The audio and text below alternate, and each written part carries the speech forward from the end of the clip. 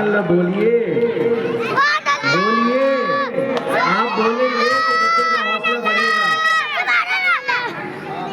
थोड़े सब हौसला बढ़ावे तो बुआ तब बुलवा रहे बड़का सब तू ही सब चिल्ला। आइए अब आप हजरात के सामने निहायत दिलचस्प मुकालमा और एक नए उन्वान के साथ बच्चियां आ रही हैं, जिसमें आयशा रानी जकी बरियारपुर, शामिलीन नौशाद अंसारी वरलैया, रजिया खातून मुशीर अंसारी वरलैया, खदीजा तनवीर मौला नगरी, ये तमाम बच्चियां आएंगी और एक नए उन्वान तकलीद शरई पर आप हजरात के सामने मुकालमा पेश करेंगी। देखिए बच्चियों का मुकालमा और समझने की कोशिश कीजिए कि तकलीद शरई आखिर है क्या।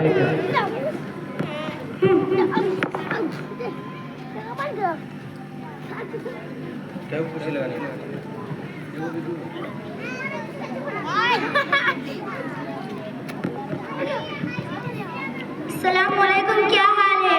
वालेकुम अस्सलाम व रहमतुल्लाहि व बरकातुहू। अल्हम्दुलिल्लाह, मैं तो ठीक हूँ। बड़ा मुश्किल जमाना है, हर कोई अपनी बात को हक और सच समझते हैं। क्या हो गया? देखो ना, आज बिल्कुल सवेरे सवेरे फज्र बाद कुछ लोग दरवाजे पर भिखारी कतरा गए और लगे ईमान की बात करने।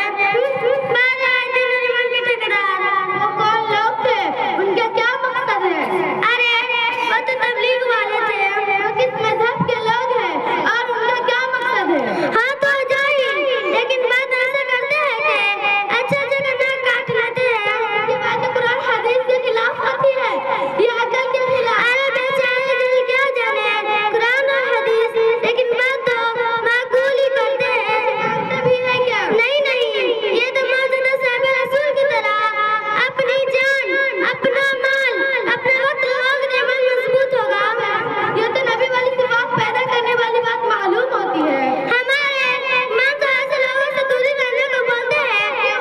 जब अच्छी बात बताते हैं तो दूर रहने को क्यों बोलते हैं? देखो ना, मेला वाले मर्दों को बोलते हैं कि चलो 4 महीने के लिए, 40 दिन के लिए, या कम से कम 3 दिन के लिए अपना घर, अपना कुर्बान, अपने बच्चों को छोड़कर बाहर जाने में मजबूर करते हैं।